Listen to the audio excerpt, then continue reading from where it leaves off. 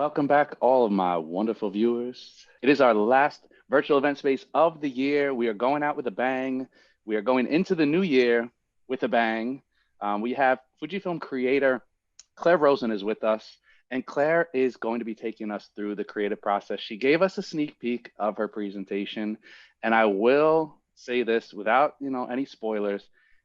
Beautiful, beautiful, beautiful work. It's the kind of work that's going to make you kick yourself and say, my pictures suck. So how's that for an intro, Claire? Was that good enough? That's the wrong attitude, but I'm very flattered, obviously. Thank you. So as I said, creative process, that's what we're talking about today. We are starting the new year on a creative foot, which is the best way to do it. Claire, without further ado, I'm going to drop it over to you. A huge thank you to our sponsor for today's event, Fujifilm. Claire, show is all yours. Well, thank you so much for having me, and I'm very excited to be ending the year. What a year it's been.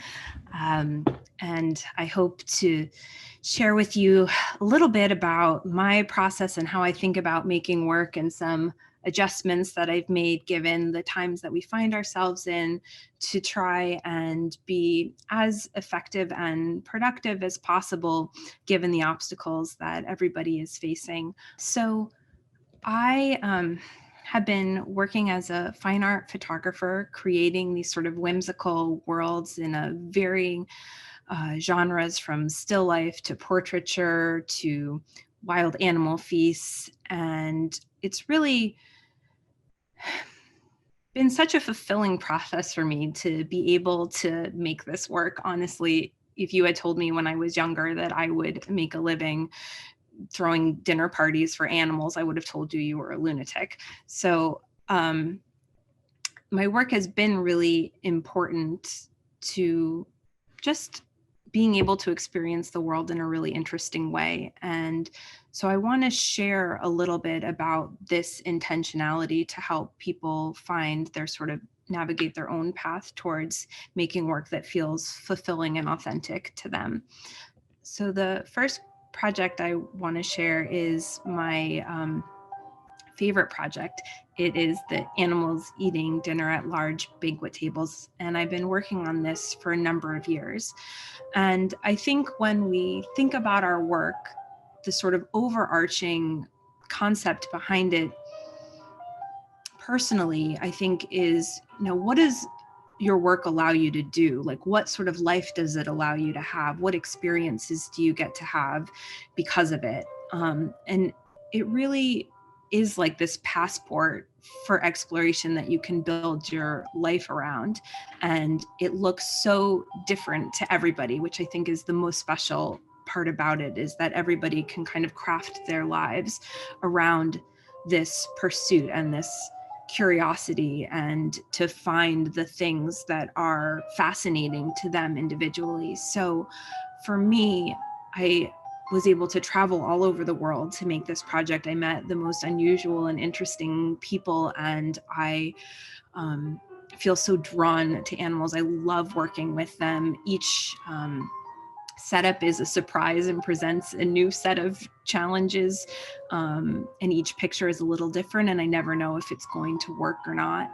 And I really just get so much joy out of making this work. And then on the tail end of after the work is produced and put out into the world, it allows me to engage in conversation with people in a completely different way. So my goal for this project is to be able to talk about animal conservation, and in a sort of unusual and more whimsical way, hopefully encourage people to think about animals more humanely. And it has sort of several offshoots in that respect. Like, I donate a portion of my print sales go to animal conservation, and I'm going to work on books and exhibitions that will sort of talk about the kind of conflict points between us and the natural world, in which we, if with more awareness, I think can do better for these like beautiful, amazing creatures. And I learned so much with each project I do about each different animal and the sort of like environmental issues that they face. So it's, for me, both the personal satisfaction out of making the work, and then also like what I get to put out in the world and share in the world, sort of content wise.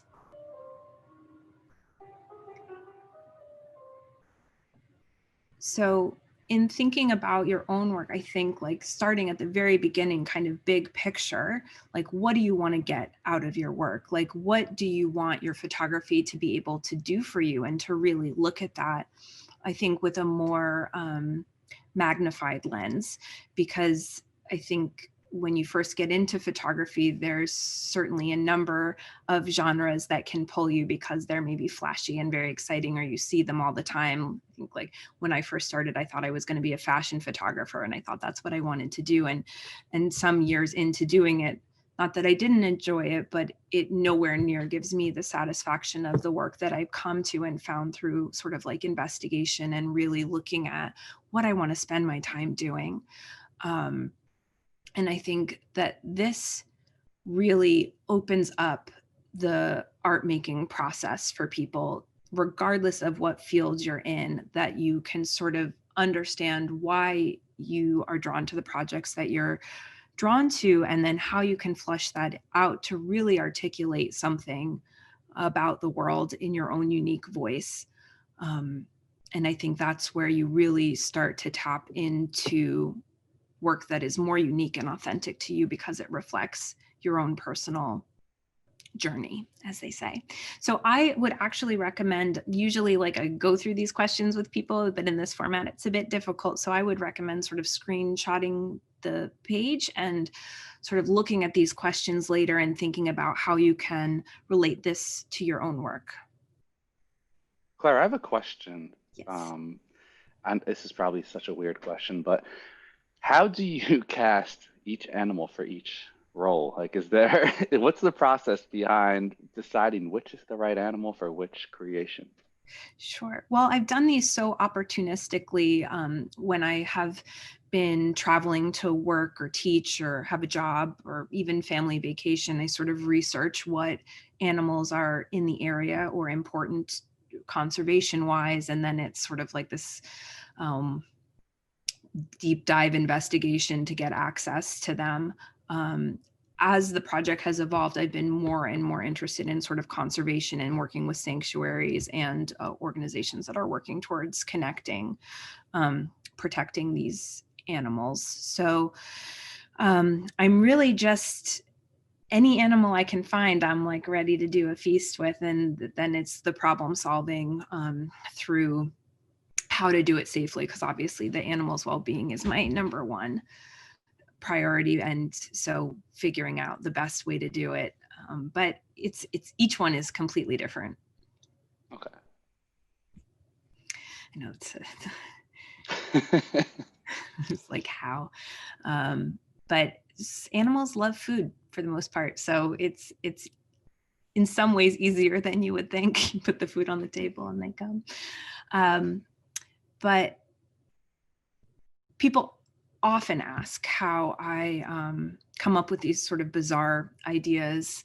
And the more I thought about it and the more I looked at my process, I really realized like how little of my photography process has to do with actually pushing the button, and how much of it has to do with everything that I do when I'm not taking pictures. And that is what influences all of the sort of like content that feeds into the work. And I think when starting this sort of self-reflection journey, starting at the very beginning can be very useful, because you won't meet a single artist, photographer, anybody that won't tell you their origin story and say, well, when I was little, this thing happened and this really created the thread to what I'm interested in doing today. So for me, the thread is very, very clear from my childhood, which was filled with sort of fairy tales and Beatrix Potter or Wind in the Wood, like these amazing children's illustration books. And I loved the Museum of Natural History. I used to like cry when we had to leave because I wanted to move into the dioramas with the animals. So I feel like all of these things that I was looking at a very young age built a sort of aesthetic vocabulary for me that I've been expressing ever since throughout this work. And while it seems so very obvious now to me as I like look at these threads and look at my influences and look at the work that I'm producing, when I first started, I didn't I hadn't made those connections. And I worked with a really amazing brand strategist named Beth Tauber at Mercury Lab, and she really investigates your whole history to sort of help you uncover what it is that drives you, like why you pick certain things to focus on, and why you want to have the type of conversations and the way you express yourself, both in the sort of content, but also the aesthetic vocabulary that you choose.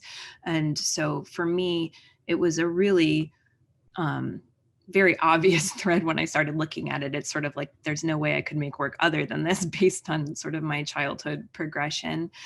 So this is another activity that I definitely recommend all photographers sort of look at, and to pick apart what is the sort of unique things that formed you and shaped you, whether they be positive and beautiful things or difficult things. Like everything about us comes together to make the complicated people that we are. And then all of that goes into your work, whether you're aware of it or not. And I think the more conscious that you become of it, the more intentional you can become with the work that you produce. And the more you can guide it and craft it towards a vision that is really yours, as opposed to, sort of reproducing what already exists in the world. So I think that this can be a very powerful investigation to do. So being an artist, even if you have another job, I think creative types or anybody that produces anything, the tools are important. The tools are very important to being able to articulate clearly what you want to say. You need to be able to use your camera. You need to be able to use your gear, so that you're not inhibited by like technical blind spots. But the thing that makes interesting pictures is the content, what you have to say, and what you're representing and showing to the world. And I think that, as I said before, all of the things that I do when I'm not taking the pictures is what turns up in the bodies of work that I produce. And it's crafting that sort of with intention so that you're looking at things that will really stimulate and build up the work that you'd like to do is going to take you in some unexpected direction. So it's sort of like going into the world without necessarily like a very specific roadmap, and leaving room for curiosity, leaving room for exploration, and like having something to say. Like I know that, I spent a lot of time after I graduated from school, like in front of my computer screen and working really hard, and like just working, but almost with no direction. And like, I had nothing to say because I was a sort of boring person. I didn't do anything. Like I had nothing to reflect on and nothing to put out in the world. I was just sort of like repeating these pictures of like work that I really loved or that I liked or admired. And I was just sort of like regurgitating that because I hadn't formed any of my own viewpoints. So this is an especially interesting time to sort of try and stay engaged in the world when we're all sort of locked away. So I think that there's some new challenges that are presented, but in some ways there's so much of the world that's being brought into our living rooms and homes. So striking that balance of being able to give yourself room for adventure in the limited capacities that we can, and to try and experiment with new things. One of the things that I loved when quarantine first happened was to see all the projects that people started to do, like that they took up bread making or like paper marbling or Really it can be anything. Just the act of doing something new engages your brain in an interesting way, and you may not be able to tell where that leads you, but it's like sort of the starting point. So it becomes like a hard thing to quantify, because you're like, you don't have a thing to set out that you're doing, but that you're leaving this room to explore and to come up with the unexpected. And that's sort of the goal. There's a wonderful book called The Artist's Way by Julia Cameron that she recommends that you set aside at least 1 hour each week to do something that inspires you. And it can be anything. So obviously we're not like going out in public necessarily right now, but that doesn't mean there isn't a breadth of things that you can try, from finger painting to, getting an online class in something like bread making. There's so many things, book binding, paper making. The possibilities are really endless. It's going to be like what your heart pulls you to, like, what have you always wanted to try, and to like give yourself that time to do it without any expectation. And I also think it's important to not just look at photography, because I think you'll have a very sort of narrow realm of influences if you're just looking specifically even at one genre of photography. But that if you go outside, especially, I find painting incredibly inspirational, but film, comic books, dance, sculpture, how can you take things that are from a completely different industry and bring them back to your work to arrive at something that's new and not being done before? And then also keeping a sort of database. Like I have millions of Pinterest boards and also sketchbooks, because sometimes you have ideas or projects that you want to do and you're not ready to do them yet, but sort of making sure you hold on to them and keeping a book of them, so that if you do ever find yourself in a creative slump, that you can return to that and get some ideas that you had earlier and bring those to life at a different time.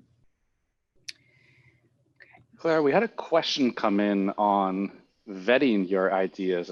So Hayden is joining us from Facebook. Hello, Hayden. And he's asking if you have a vetting process to judge whether a project will be interesting to others outside of your own tastes. That is a great question. And we definitely are going to get into that a little bit more later, but I'm just going to say no for the first. Like, certainly there is the instinct for that, and I definitely have it. And and actually, in this slide, we're going to talk about this sort of like self-censorship and sort of fear of being judged, of, it's such a vulnerable process to make work and put it out in the world and share it with people and hope that they get it or respond or like it or admire it, whatever your goals are. It really, I think, takes a lot of courage to do that. And people don't always like what you do, and they don't. And it can be tempting to want to do things for the validation of others. And I find that is when my worst projects and my worst pictures came out. And that really, when I made things for myself that were just about what I was interested in, what I was really fascinated by, and I didn't care how I thought it would be received by other people, like those are the projects that have actually been the most successful, surprisingly. But I think that you can really get stuck trying to make things for other people's expectations. And surely there's a lot of anxiety about that. And I think that, artists by nature are more sensitive. Like all of the skills that make you an amazing photographer, that make you like insightful, that make you intuitive, that you pay attention, that you're like aware in the world, that you want to connect with people, like all of those really positive things that make you a really good photographer can also make you very vulnerable in the world, can make it difficult to put yourself out there so wholeheartedly. But I think that it's an incredibly important piece of the art making puzzle. And I think it's a part that really holds back a lot of people, that that you feel like the project's not going to be important enough, or it's not going to matter, or people aren't going to like it, or it's stupid, or it's self-indulgent, or it's been done before. And sort of recognizing, I feel like unchecked, I can be the meanest person to myself and incredibly judgmental of the work that I produce, that it's not good enough. It's not as good as it is in my head. It's not where I want it to be. And sort of recognizing that voice as a sort of separate censor of yourself that isn't really necessarily a real voice, is a big part of the hard work to being able to just produce freely. Like, it really gets in your way of making things. So I would say that I may censor what I put out in the world in terms of what I put on Instagram or my website or social media, but I never censor what I create. Like, I don't have to show it to anybody. And like, that was a big liberating thing, is like, you can make it, you don't have to share it with anybody. And that takes some pressure off. If it turns out badly, it's fine, because you don't have to show anybody. Or if you feel comfortable, you can. There are some people that are like fully transparent with their process, and I give them so much credit for that. It's incredible. I don't feel comfortable. So like, and I take a lot of bad pictures, tons, and like nobody will ever see them. And that's fine. I had to take the bad ones to get to the good ones. And I think also, starting out, Ira Glass has this great podcast on taste level versus skill level. And he says, like, you become interested in a thing because you have great taste, right? Like, we know the masters of photography. We know incredible pictures when we see them. And very few people have the patience that it takes for your skill level to catch up to your taste level. Like, you're not going to take great, amazing pictures off the bat right away. Like, you have to struggle through the process of figuring it out, and sort of being patient with yourself in that journey, I think, is really, really a critical part of just like being able to get on with it and make work. When I think about the things that really stop us up, I think people really, you give up prematurely because you have all these doubts about how things will turn out, and you don't want to take the risk of investing time, energy, resources for something that's not going to be a portfolio piece. And I think that really hinders a lot of the creative process. And I also think, like, I'm just looking again at this, like, they call them shadow aspects in Jungian psychology, but like, that every positive trait that you have also has a negative trait. So like, to be so exacting and to want to create the world in this way that is so nuanced and detailed. Like, I'm also like a bit overbearing and like very overly critical.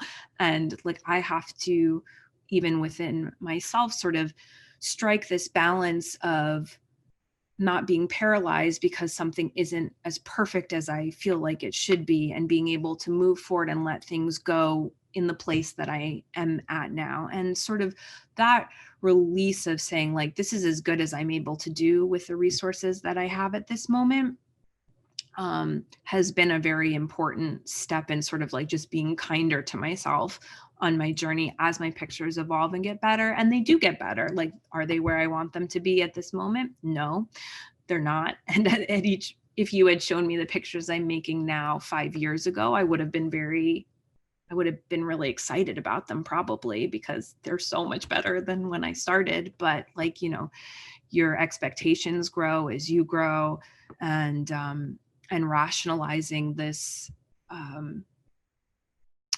sort of constant give and take in your brain between your expectations and what you're actually able to produce. And I think that there's a lot to be gained from, being able to quiet those voices of judgment and to be able to like sort of have frank conversations with yourself. And so here are some things that I use sort of like as a preemptive to kind of quiet the maybe more judgmental voices in my head, and to make sure that I'm always keeping my sort of well full, if you will, of inspiration, so that I'm not at a shortage of ideas. Like, I try and do these things foundationally and preemptively so that I don't run into like the sort of pit of despair where we're crying on the studio floor. So, and I have to say, like, a lot of these foundational things that I think are like really integral to the art making process are things that are very easy to stop doing the second you get busy. And the moment other things happen that are more tangible and more concrete, and you like have a million things to do, these are the activities that you drop the most quickly, but I think that they are really the most important to keeping you in a state of productive, creative, and healthy thought. So dream recording is something that I do pretty often. It's hard to do if you're not in the practice of it, especially if you wake up to an alarm clock. But your dreams are such an interesting place.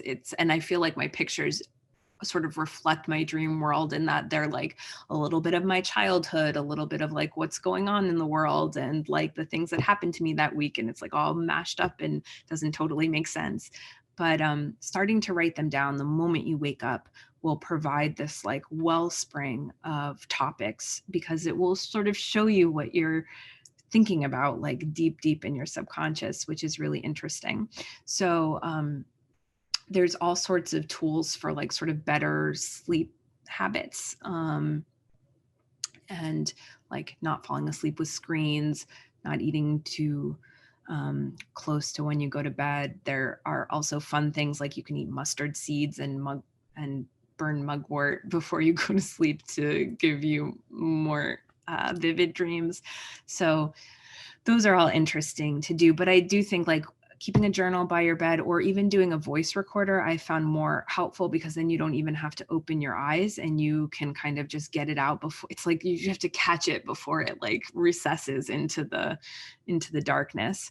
And that's been a really interesting process to do. And I feel like I've learned a lot and gotten many of my picture ideas from those.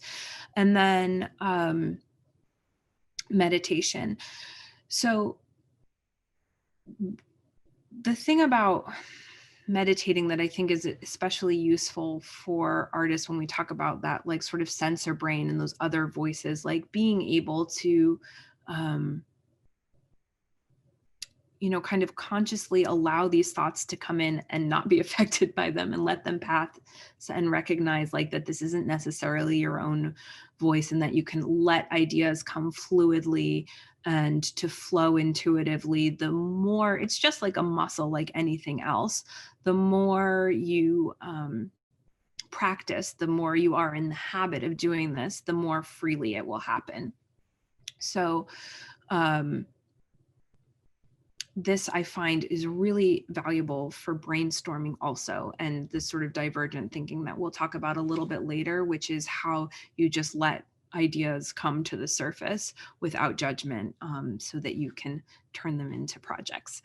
Another very valuable tip from The Artist's Way by Julia Cameron is the morning pages. And I think journaling is very valuable. And I know most artists don't like writing, but writing without judgment, stream of conscious, without constraint, I think really allows you to get a lot out of your mind. The sort of premise for the morning pages is that like we have so much going on in our minds, especially now, like just like overall fear and anxiety of the state of the world, plus like the laundry and how you're going to pay rent, and like maybe you have kids, and everything that's on your mind is just like a jumbled mess up there. And the idea behind just writing it all down, 2 pages stream of conscious when you get up, is that you can release it. You can get it all out on paper, and then it's done. You don't show it to anybody. You can burn it if you want, and you can go about your day creating, because you've sort of released all of this anxiety onto paper where it belongs and out of your head. being able to be in nature is hugely beneficial. They've done a bunch of studies on the sort of creative process, and that even just going for a 20-minute walk in nature just changes your brain chemistry in such a way that you are more able to problem solve and think creatively. And just even your posture alone, which sounds like such a silly thing, but standing up straight or sitting up straight, as opposed to, as I noticed, I was just doing it myself, but like it really changes your brain chemistry. There's like a sort of controversial TED talk by Amy Cuddy on power poses. And even though some people have sort of dismissed what she said as being like, scientifically accurate, I still do like power poses before all my talks. But the idea is that if you change your posture to be more powerful, it actually changes the chemistry of your brain to make you more confident and calm, and thus able to go through the world with a little bit more strength and power. Again, cannot state enough just sort of the value of just even making yourself small, interesting experiences so that like life has some joy and excitement to it, that you just really take the time to find some small thing that like is surprising to you or unexpected, that gives you like just a little oomph of something. And it just will pay off dividends that I can't even like articulate. And then finding your own way to do things. Like we're all very different in the way that we think, the way we like to work, and figuring out, even through some experimentation, of like what makes you the most productive, what makes you the most efficient, the most comfortable. I really am a night owl, and I fought that for a very long time, because I thought that it was like disreputable to stay up all night working and sleep all day, and that it made it hard to participate in some parts of society. But I just, no matter how hard I try and fight it, like my brain turns on at night. That's when I work the best. And I also know that like I need to have snacks when I'm working, or it's like just not going to happen. And that you sort of find these, but some people need to work and be around other people, and some people need it to be very quiet, or some people need to work first thing in the morning. Some people really need a ritual or a routine that like allows them to create work. So identifying what those things are for yourself and paying honor to them and really doing them is going to make things much easier. Community. This is an incredibly important part of, you need someone that's going to put on a hippo mask and jump in the tub with you for for a project just because you've asked. But in all seriousness, like having a community around you that's supportive of the work that you're trying to do can be like an emotional support system, but also like a get a project done support system, from like the big worries of the world to like just needing help with a small project. Your community can really facilitate and make your art making process so much more joyful. I think the Fuji community is really incredible in the way they sort of band together to give each other advice. I'm in this like awesome creator Slack thing with the channel, and like I'm really bad at participating in it, but I love like watching everybody's conversations happen, and everybody really is very generous with advice and support, and it's really a lovely thing, because it can feel very isolating, especially if you work by yourself and you're just like alone in your studio all the time. Being able to have an outlet and people to bounce ideas off of. And again, going back to that vetting thing, I would say that I definitely run ideas past colleagues and friends, and ideas and like, how should I do this? And like, can you think of something that would make this, but just to talk them through, because sometimes you just need to talk about your project out loud to work out aspects of it, and other perspectives can definitely bring useful advice to the table. And then workspace, I was going to try and show you my studio a little bit. Now, Claire, going back to that last bullet point, we actually did have a follow-up from Jim joining us on live stream, asking a little bit about that. So he went into the segue of, do you show the work? So if you're working on a project, do you actually show the work to that small trusted group of friends or whatever group that you kind of go through, or is it more just sharing the ideas and not the actual work? I definitely do both. It depends on the project and where my sticking point is. But I have an incredible retoucher that I work with on the Feast project, Becky Manson at the post office. And even on projects we're not working on together, I definitely will show her things. And, you know, there's a handful of people, Ron Haviv, who's an amazing photojournalist, like he sees a lot of my stuff. And it's interesting because we have completely polar ideas about things. So like he always picks different pictures than I do. And so that's how I kind of know which one to pick, because it's the opposite of the one that he will pick. But yeah, I think it depends where the sticking point is. Sometimes when projects are so new, I don't always want to talk about them. Sometimes I think if you talk about them too much, you won't do them. Like that can happen. So it depends if I'm like stuck on a project, or some projects will need input and some will not.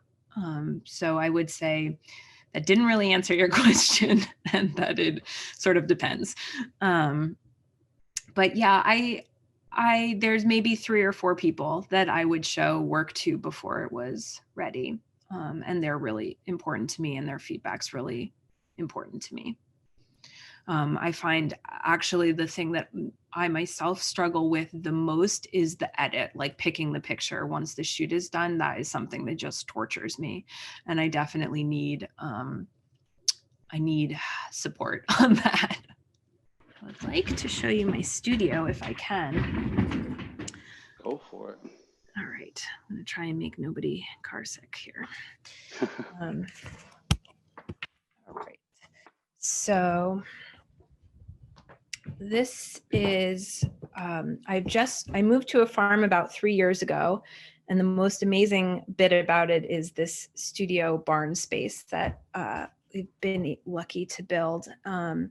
So obviously everybody's workspace can't take up an entire barn, but making a space that you like to be in, that you feels like conducive to creating work, that has all the areas that you need. So like this is where I put my pictures up, and I can do sequencing. It's magnetic, and I can lay stuff out on the table. This is for like doing print signing stuff. And let's see, I've got big computer set up here, but I'm like surrounded by like all my books, all the things that like inspire me, all my reference materials. And then if we go here, these are all my like children's books from when I was little that are like hugely influential. I just started sewing, which has been really exciting. And okay, so there's like print storage, and then all of this. Let's see if we can go all the way over here. This has like all the stuff for my still lives in it. Just like crazy accumulation of very bizarre things in here. But now, is that a biology class skeleton, or is that somebody who didn't cooperate on a shoot? Let me say, it's not real, but yeah, when you have so much stuff, you have to be very organized. Otherwise, you'll never find anything. Yeah, when we talk about the shadow aspect, like being able to do all these shoots is really fantastic, but it also means like you maybe have a small hoarding problem. So what was I talking about? Do you collect stuff along the way? Are you Yes. one of the people who, if you're going by, like I love going to antique shops and I never buy anything and I never work them into shoots, but in my head, you know, it works itself out. But do you do that? Do you collect stuff in your travels and everywhere you go and kind of find a place for it in Yes, creative I'm a process? real treasure hunter. And in fact, like honestly, my favorite part about photography is the photography that I'm doing is the kind of like scavenger hunt to find all the things and to build the worlds. And it's like probably shouldn't admit this but like the photography bit of it's like the least of it for me, honestly. It's like building these spaces and living in these worlds. And and trying to find some magic in everything from even ordinary little objects. Well, I mean, I would think that that opens up your photography and your creative Yes. process. I mean, if you're immersing yourself and if you're living, it's almost like, some people have a place they go to think or a place they go to get in touch with the creative side. If your whole life is that Yes. comfortable space, or if you work at keeping yourself in that space constantly, I would say you're way ahead of the game. Yeah. So, I mean, I was going to talk about this a little bit later, but I moved to this farm and a lot of it is to really implement many of these tenets of having like a very intentional and curated life that is, and I realize I'm very lucky to be able to do that. But so I'm moved to, it's a historic farm, 61 acres, and we're surrounded by 700 acres of conserved land and growing lavender. It's so beautiful here.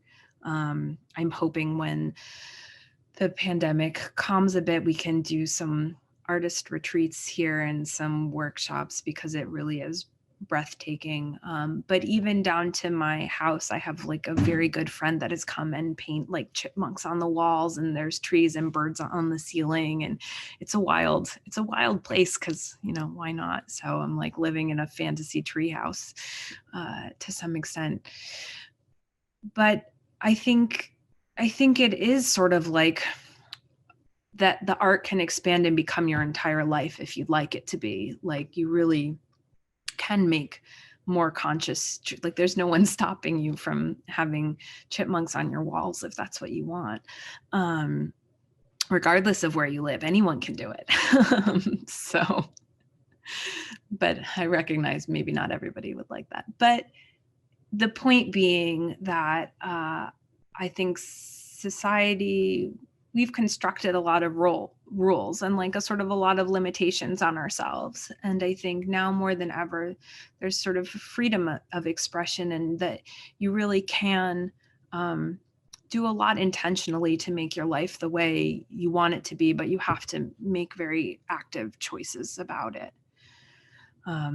So that's the dream, is to do that.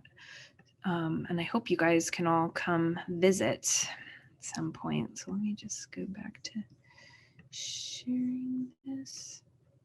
Going back to what we sort of started talking about in the beginning was that kind of pressure of creating portfolio work every time you go out, right? I think it's interesting, like photography doesn't really have this like modality of practice built into it. But if you think about it, like every other profession, like musicians practice a ton before they ever go on stage to perform. Dancers, like sculptors, will make like miniature versions before they make the giant thing. Muralists will make tiny sketches. Painters, they make maquettes and sketches before you make prototypes before you roll out the big thing. But like for some reason, this idea of practice isn't really built into the photographic sort of canon when we're talking about it. It's like that sort of mindset that like every time you're going to go do something, it needs to be something that's worthy of being in your portfolio, I think is really limiting. And I think if you're always making work that will be successful because you've done it before and you know that it works, you're never going to push yourself towards doing something new and innovative. You're never going to push those boundaries because you're going to play it safe to some extent because you don't want to take the risk. So this idea of embracing failure, that you you want to push so hard that it might not work at all, and you don't know if it will work out. And like, to be okay with that, I think really opens up a lot of possibilities and will really push your work further than the moment that it is currently at. And I think play really ties into that, that there's an idea that if you're just playing, you're not taking yourself that seriously. So there isn't that like obligation to make something like serious and important, that you really can get to some very interesting places through play. And I have to say, most of my projects started with experiments like that were just messing around and for fun, and it wasn't with the intention of ever showing anybody. Time, I think, is the sort of probably second biggest obstacle next to your own psychology that I think inhibits people from making work, is that we've made ourselves so busy, and we just like are expected to push things out, and you're not really necessarily given the time to like sit with something, like to let it marinate and to rework it and to try it again and to push through it. It's like, oh, well, I've done that, like didn't work, going on to the next. That I think really slowing down and taking time to think about what you're doing can be very valuable. And this idea about fallow time, which comes from farming. It's the idea that fields are made to rest, in between plantings before they can grow again, because you need to like rest and put stuff back in to be able to produce again. And I think we really can burn out very quickly if we don't sort of set these into our practice as a sort of like regular flow. Time management. And I do think that this is a really important part of making stuff. I find like my biggest barrier to producing work is time management, because I also have this like lavender farm project and many other projects, and I'm particularly bad at saying no to people. And it's something that I'm working on because, I get excited and I want to be accommodating, but I think we really can fill our lives with a lot of stuff, and all of that stuff doesn't necessarily move you towards your goals. And I think sort of being clear about what you want and being able to make decisions consciously about like whether the actions that you're doing will move you closer to your goals or not is an important part of the producing process. And trying to prioritize like making the work that matters to you over maybe answering emails. Or I know social media is important for some people, so for some people that is the goal, and that's like part of the process and the content. But like for me, doing my projects, like rather than answering a ton of emails, it's a delicate balance. And I think that it can feel hard to say no to things, but getting your priorities aligned with what you want, and then sort of being a warrior for your time and a warrior for your practice and the things that you need to do to get your work done, is like the sort of difference between people that can make it happen and people that cannot. And that also you are making work that fits into your life. And this was a big thing. It's like, I think there's the instinct that you need like these big budgets, and you need to be able to go travel, and you need to like have all these resources to be able to make interesting work. And I think that that's just not true. I think that if you're resourceful and clever, you can make entire series in your bathroom. It's like, it's really just about thinking outside the box and making these opportunities out of what's around you. So as an example, this is my 5-minute project, which I think everybody should have a 5-minute project that is just for fun. for them so that you can always be creating no matter what. So if you want to see this on Instagram, it's Follow the Mouse, and it's the traveling mouse. It's a self-portrait project. When I was traveling, I had this little rubber mouse mask that would just come along with me. And anytime I always had it in my purse. So anytime that there was an opportunity, I would take a picture, and sometimes it would be with a real camera. Sometimes it would be with a cell phone. Sometimes complete strangers would take it. You know, it was just very opportunistic. It just snowed a couple days ago here, so the mouse went sledding. The mouse has not been traveling recently, obviously, but I think sometimes, you know, it's important to not take yourself too seriously and to just have like a goofy thing that makes you happy. And so for me, this is this project, but I would encourage everybody to sort of find their kind of joyful 5-minute project that they can always be doing and always be creating. And to sort of speak to that, like I have all these different projects and they all require different energies, you know, like the feasts are big productions and I don't always, but I have to travel to do them and they require other people and logistics and coordinations. And it takes a lot of energy and it's like exhilarating and I have adrenaline and will it work? And it's exciting. And then, you know, I have my still life projects where I want to sit alone in a room in the dark by myself and move things a quarter of an inch, like very methodically. And it's sort of meditative, and that I can do when I maybe have less energy, or I have this like a goofy mouse project that takes me, you know, 5 minutes to do. And I think it's really funny. So I think like being able to,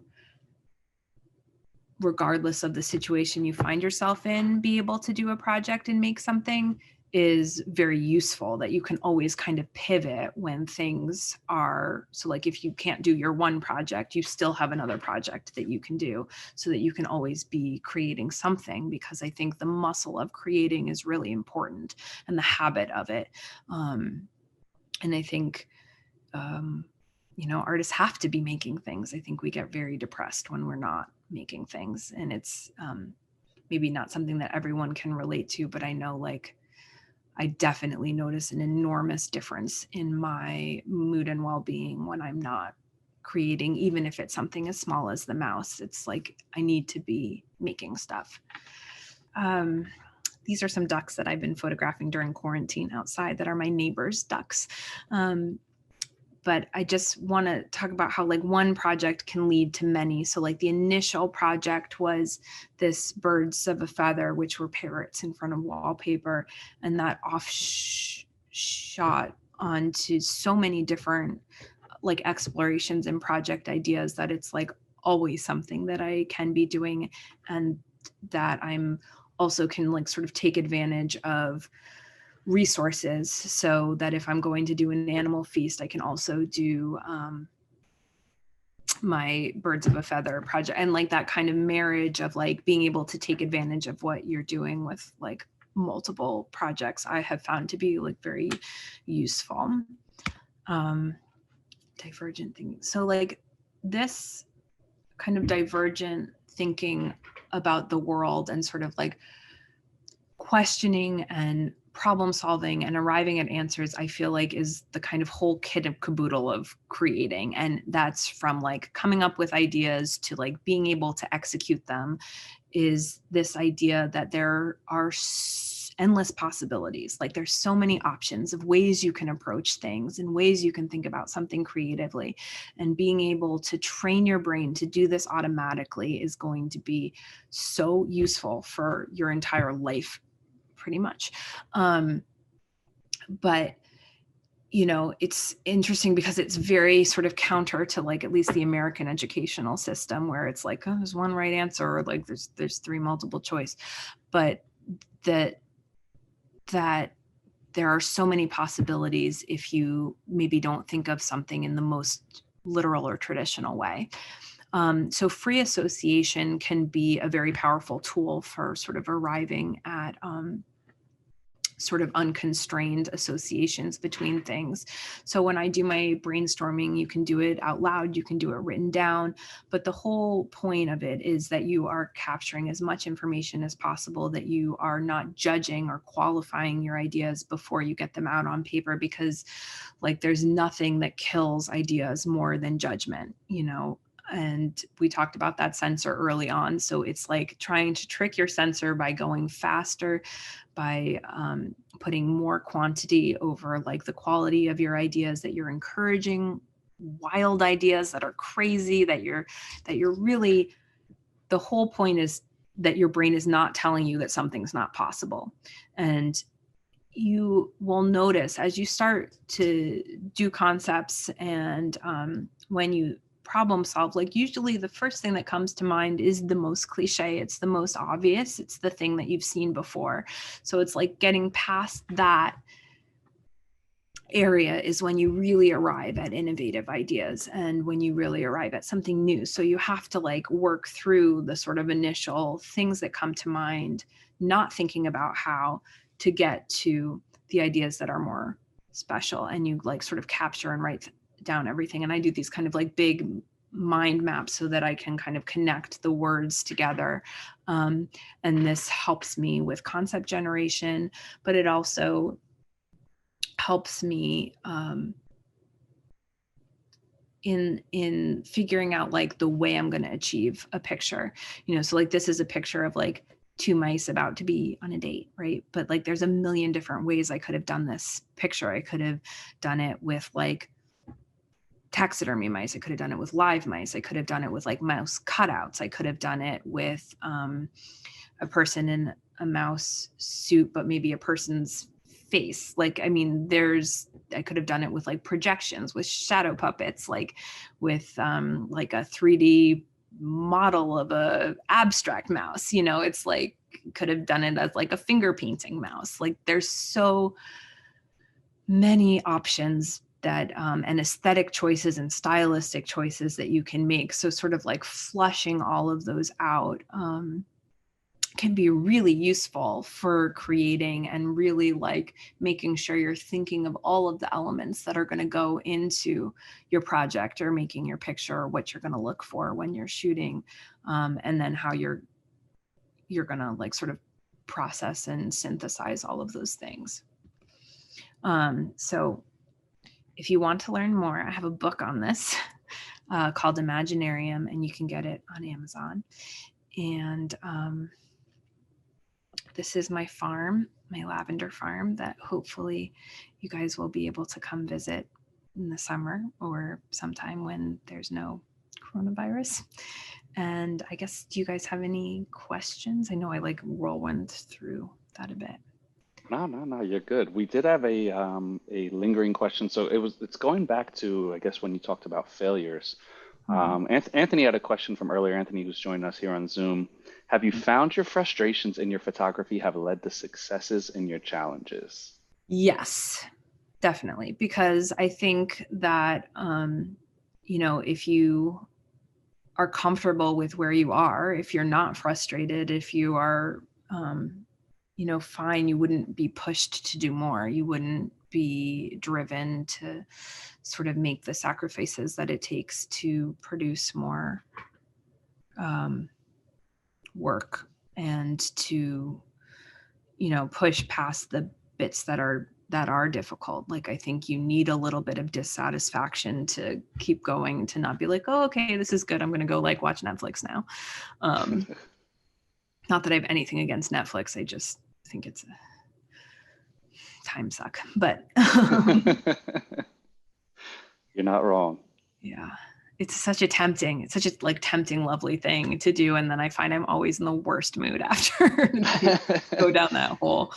Well, it's like when you think about how much time you really have during the day, and I think one of the important things, like I took a bunch of screen grabs during this presentation, and in hoping that I will go back and reread them, because I think we as creatives love to complain about not having ideas, not having a vision, not having a direction, and we really don't do the work. I mean, you laid it out there, a very successful roadmap for generating ideas and overcoming these creative blocks. And I think you set yourself up, you know, kind of like going back to what I was saying earlier about setting yourself up for success with really just shaping your life around being in an immersive experience. And how many people, you know, you can't sit there and watch Netflix for 4 hours and then just expect that you're going to be like, okay, now I got to brainstorm and come up with ideas for a new project.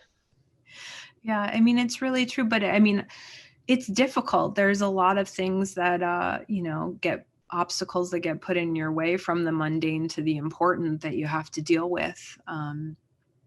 And I mean, I stress these things because I definitely experience when I don't do them, and I see the difference very profoundly, to when I am able to do them. And obviously, like, no one's perfect and people have a lot going on, but trying to find the little things that you can implement to move closer and closer towards that ideal, I think it makes a world of difference,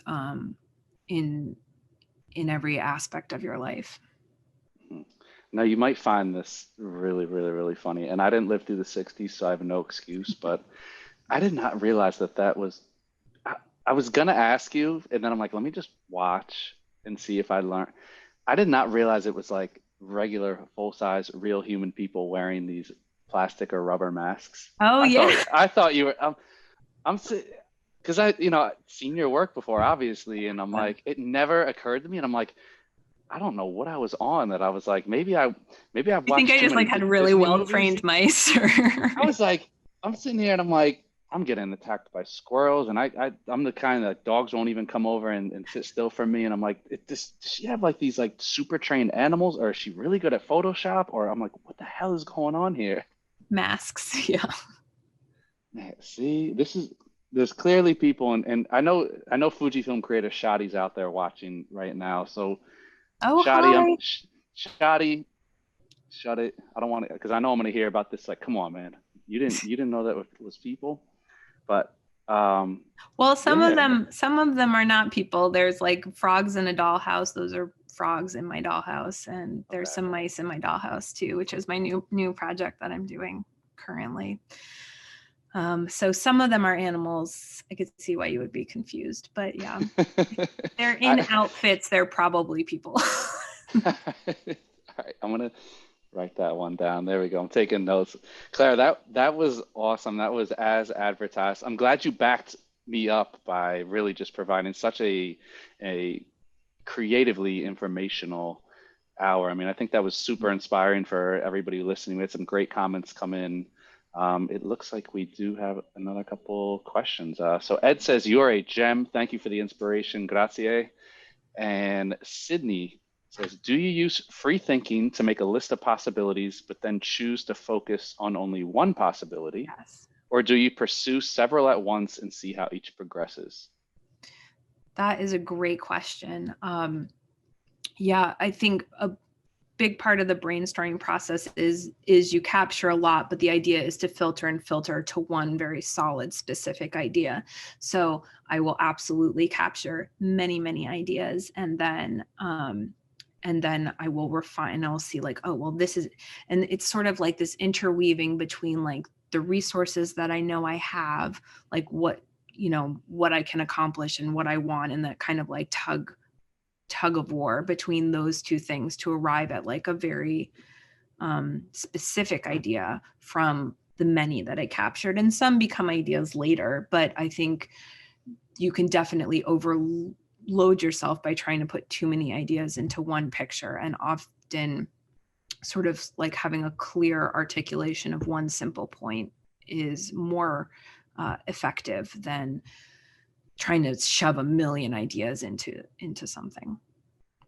One thing that jumped out to me that was really interesting was I know it was in the part where you were like speeding up, but I did catch where you mentioned quantity over quality, and I thought that was interesting in the way never, you always hear it the other way around, quality Yeah. over quantity. Our whole life in regards to everything, pretty much, it's always quality over quantity.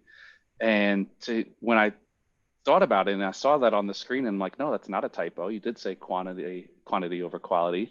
It's like, yeah, it's kind of like, it's like the law of averages, I guess you could say, where if you put out 100 ideas, you may not, you're kind of just spitballing. You may not have the idea, but it may trigger something. And so that half-assed idea that's number 97 out of 100 might be the one that fully formulates into that something turns into the good idea. Yeah. So I don't feel that way about like the production of work. Like I think it's better to make fewer quality pictures than many crappy. But yes, in the brainstorming, it would be one exception to that rule, where I do think like the more you can get out, the more likely you are to come up with something that's like, ooh, this is what I'm going to do. Definitely. Lori says, great presentation. Loved seeing your unique and creative work and hearing your insights.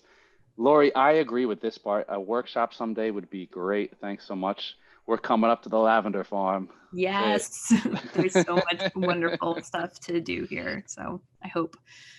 It looks like it. I mean, do it with Fuji. I mean, I didn't talk about it enough, but like the GFX camera here is it's like a dream. So I'm hoping that we can do a GFX workshop here. John, write that down. Lavender blooms in June and July. I'm there. If you guys don't save me a spot, I'm cutting you off. We'll try to set that up. There you go. Lori, follow Claire on Instagram. Follow the farm page on Instagram. Fujifilm events are usually posted on the Fujifilm-X website. So Fujifilm-X.com will be listed on there, or via Instagram. Usually that's like the best way to promote stuff now, is on Instagram. And then if we do something again and it is in with the B&H event space, obviously we will promote it as well. But definitely follow Claire, follow Fujifilm, and keep an eye on those events. And I'm going. If they don't get me on the list, I'm never talking to them again. So if it happens, you guys will hear me blab about it here, if you're still listening to me at that point on the event space. So we will make sure that everybody knows about that. But Claire, I can't thank you enough. This was awesome. I'm gonna try to reform eating and watching TV and falling asleep to both at night. No more judgment, but just you'll feel better if you can. All right, so I'll blame my lack of creativity on the 1 a.m. kettle corn binges while I'm watching ID. So no murder mystery and popcorn at night. I got it. Thank you again. Can't thank you enough. John, Brandon, the rest of the Fujifilm team, our sponsor for today's webinar. This is the last one of the year, 2020. This is how we're wrapping it up. We couldn't have done it better. This is like taking us out in style. We're coming back more creative in 2021. So that is it. Huge thank you to all of our viewers who have stuck with us this year. And since this is our last for the year, I'll take an extra 30 seconds. I want to thank my team here at the event space, the entire B&H team. It wasn't easy taking this whole thing virtual. To all of our viewers who are stuck with us through this entire year, you guys have really been great. I know I've gotten a lot of great comments about people who have accepted me into their living rooms and their kitchens and watched 3 webinars a day. I don't know how you're not sick of me. I'm sick of me. But huge thank you to all of our viewers and to all of our speakers and guests who have graced us this year. Claire, you did us justice by taking us out in style. So I want to wish everybody a happy, healthy, wonderful new year. Another thank you to Claire and the Fujifilm team. And we will see you guys in 2021.